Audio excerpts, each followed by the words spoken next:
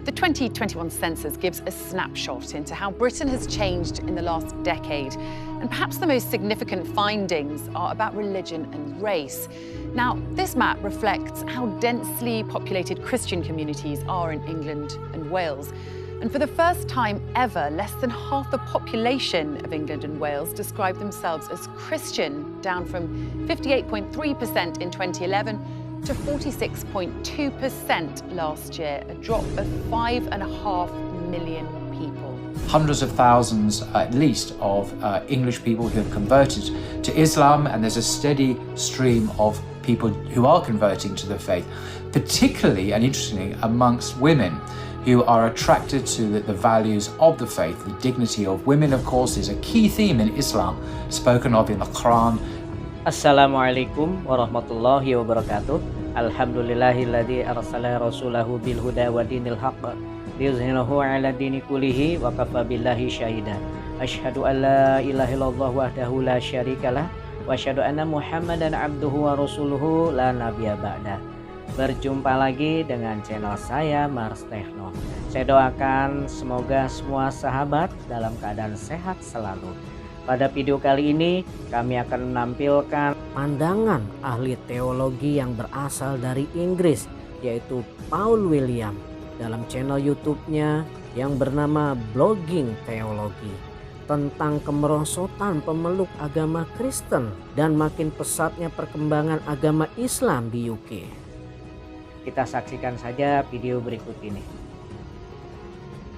Some rather astonishing religious news hit the headlines yesterday here in the UK, and I want to focus on how it affects Christians and Muslims here. The BBC reported, quote, "For the first time, fewer than half of people in England and Wales describe themselves as Christian, the Census 2021 has revealed."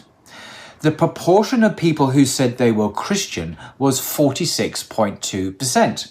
Down from 59.3% in the last census in 2011, that's 10 years ago. In contrast, the number who said they had no religion increased to 37.2% of the population, up from a quarter.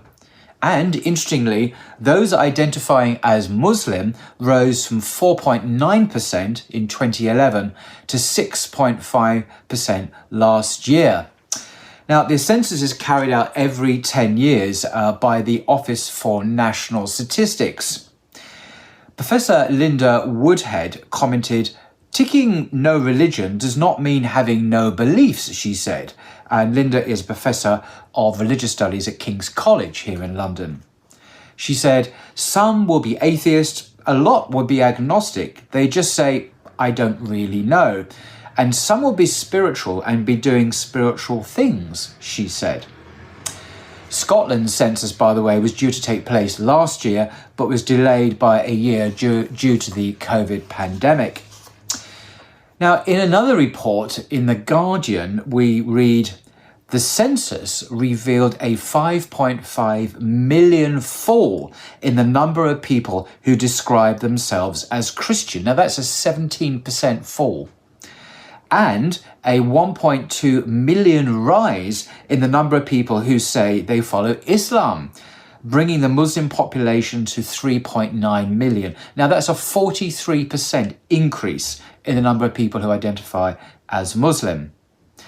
The Guardian says it's the first time in a census of England and Wales that fewer than half the population have described themselves as Christian. So it's the first time in history that less than half the population call themselves Christians. It's a very significant watershed moment.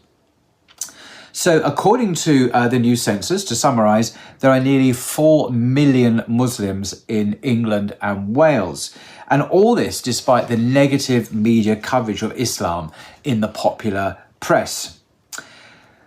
5 Pillars, the Muslim news site in the UK, says, and I quote, that London is the place with the highest concentration of Muslims. 15% of Londoners describe themselves as Muslim, up from 12.6% in 2021. That's just last year, from 12% to 15%. This means that over 1.3 million Muslims are living in London alone. Commenting on this latest census data, the Muslim Council of Britain Secretary General Zahra Mohammed said, and I quote, "While our nation has an increasingly ageing population, the contribution to the workforce of a youthful Muslim population remains a strategic national asset. The last decade has seen more second and third generation Muslims confident of our faith and place in society, contributing immensely to the economic recovery and vitality of our nation." End quote. Now, why should this matter to the wider Muslim population? What relevance does Islam have? Well, I'd like to introduce you to a man called Henry Stubb. And I'm going to be reading from this marvellous book called Travelling Home, Essays on Islam and Europe by Abdul Hakim Murad, who teaches Islam at the University of Cambridge. And in his book, on page 85, he introduces us to Henry Stubb. He was a physician, a doctor to James I. James I, who died in 1625, was King of England. And he famously, of course, produced the King James Version of the Bible. That's why it's called the King James Version of the Bible. So Henry Stubb was his physician. And he Stubbs wrote the first, according to Tim Winter here, Abdul Hakim Murad, the first appreciative biography of the Prophet ever written by a Christian. And this indicates, he writes, the real convergence which his contemporaries noticed between Islam and a certain kind of Puritanism. Puritanism was the kind of movement of the day of kind of evangelical renewal in the church. And Henry Stubbs writes the following, and it's kind of old English, but I like to share it with you. He writes this: "This is the sum of Mohammedan religion," that's what he means by Islam, "on the one hand, not clogging men's faith with the necessity of believing a number of abstruse notions which they cannot comprehend, and which are often contradictory to the dictates of reason and common sense, nor, on the other hand, loading them with the performance of many troublesome, expensive, and superstitious ceremonies, yet enjoining a due observance of religious worship as the surest method to keep men in the bounds of their duty both to God and man." End quote. Now, this is taken from his book, Stubbs' book, which is amazingly entitled An Account of the Rise and Progress of Mohammedanism and a Vindication of Him and His Religion from the Culminaries of the Christians. Now, culminaries is a way of saying the malicious misrepresentation, the lies of the Christians. Now, he is a Christian, of course, himself. It's interesting, this idea of Christian lies. One perhaps can still find this at Speaker's Corner, where Islam is routinely misrepresented, quite often maliciously, by the Christian missionaries there. I don't mean to say that all missionaries are like that, of course. So this is a fascinating insight into the earliest appreciation in England we have of Islam from a very senior and distinguished scholar, physician to the king himself. I wonder if he had conversations with King James about Islam. Who knows? So this tells us that Stubbs was aware of the similarity between the beliefs of Islam and his own Unitarian Christianity.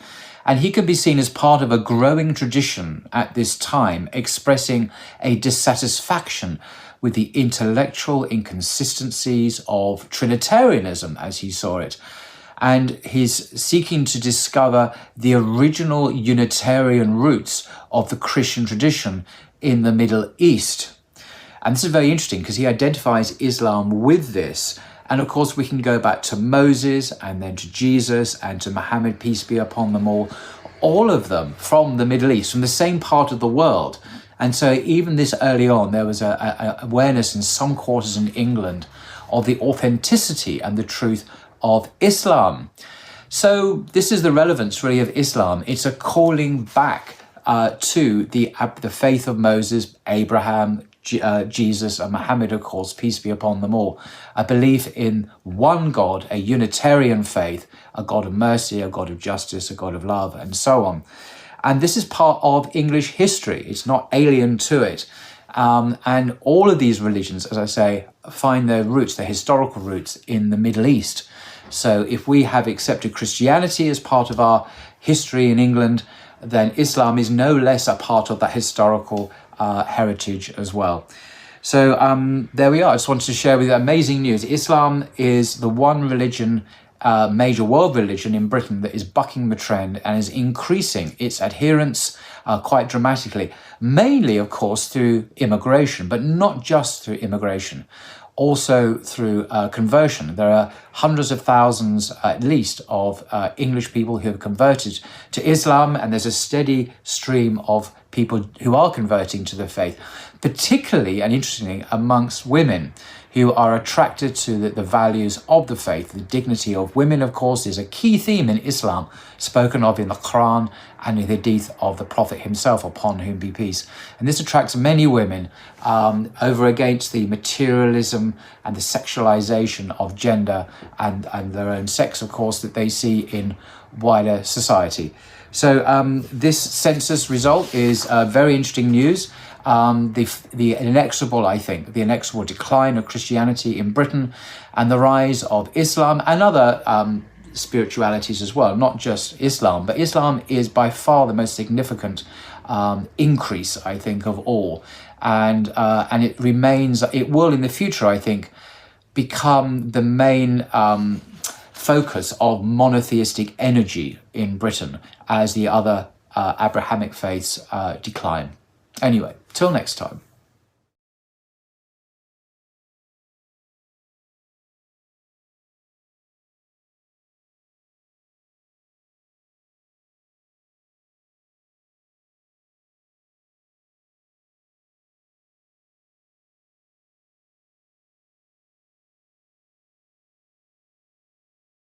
Masya Allah, sebuah video yang sangat menarik dari sebuah channel YouTube yang bernama Blogging Teologi.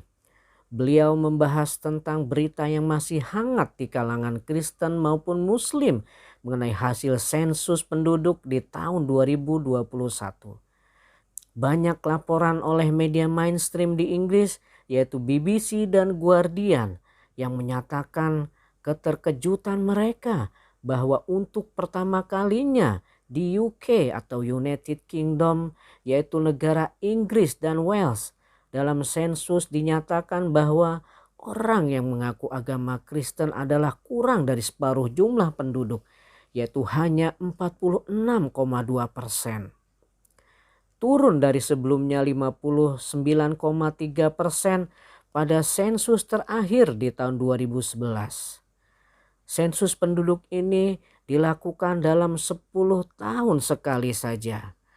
Namun secara jumlah dalam satu dekade ini berarti ada penurunan 5,5 juta orang Kristen di Wales dan Inggris. Hal yang sebaliknya terjadi pada penduduk yang mengaku beragama Islam. Meningkat dari 4,9% pada sensus penduduk di tahun 2011 menjadi 6,5% di tahun 2021. Profesor Linda Woodhead berkomentar, mencentang kolom tidak beragama bukan berarti mereka tidak memiliki keyakinan, katanya.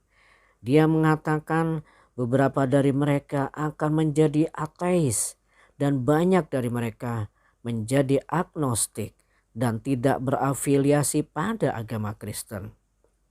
Dalam video ini juga dijelaskan mengenai seorang dokter yang bernama Henry Stapp, seorang dokter yang mengurusi James pertama di Inggris.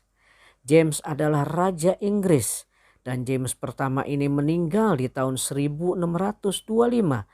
Dia ini sangat terkenal dan tentu saja menghasilkan Bible King James.